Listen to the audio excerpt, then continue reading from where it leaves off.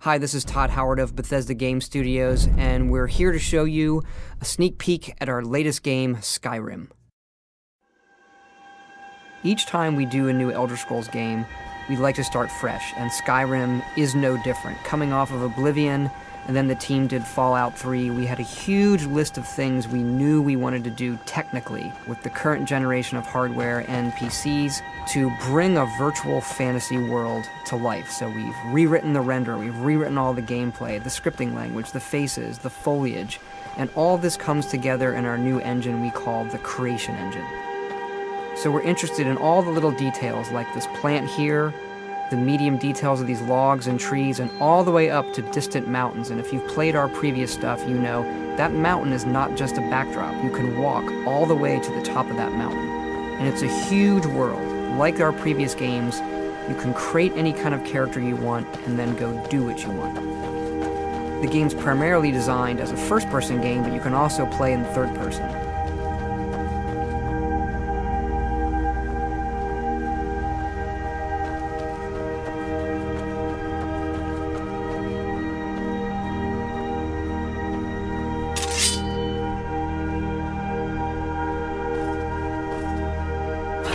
Our big motto for Skyrim is, you are who you play. So whatever you have in your hands, or whatever you're using, you're going to get better at, and then you're going to level up. The right trigger does your right hand, and the left trigger does your left hand.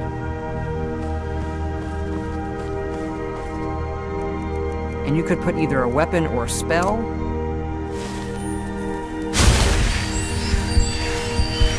You can also dual wield spells. What's really cool here is, if you put the same spell in both hands and pull both triggers, you can get a bigger, more powerful version of that spell. Up here we have standing stones. There are 13 of these throughout Skyrim's landscape, and they give you special abilities, but you can only have one of these active at a time.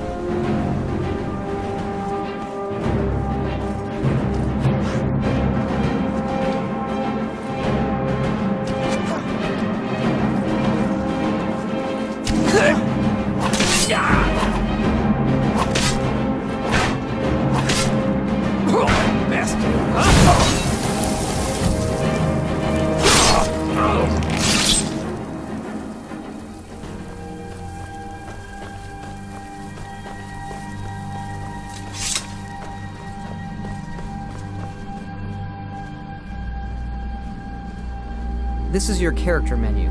Here you can see all your items, not just what they do stat-wise, but also what they look like. Each of the thousands of objects you can find can be zoomed in, rotated, and looked at in high detail.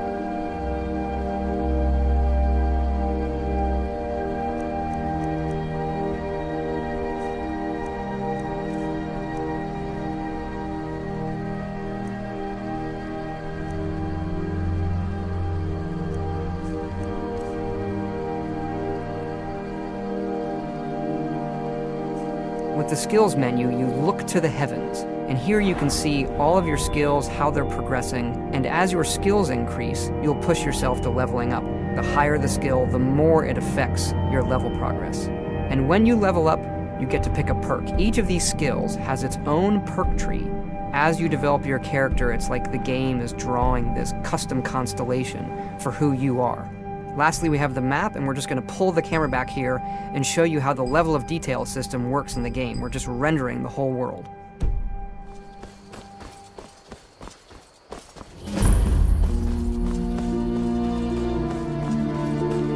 A dragon! I saw a dragon!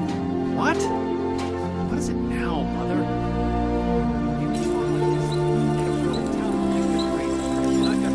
Ain't every day we get visitors in Riverwood. Gerda's family first settled here as woodcutters a few generations ago.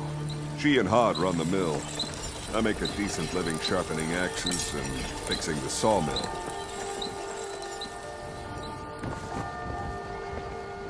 Here for work? Get an axe. Bring me all the wood you can chop.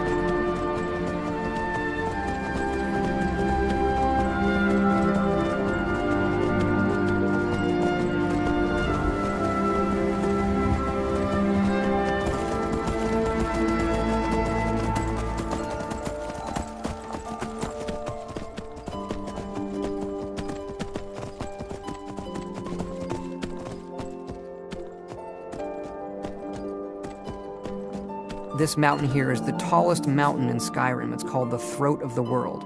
It is home to the Greybeards, who are masters of the voice. The voice is the ability to use the language of dragons and form these magical shouts. And this is a power that you will learn throughout Skyrim's main quest.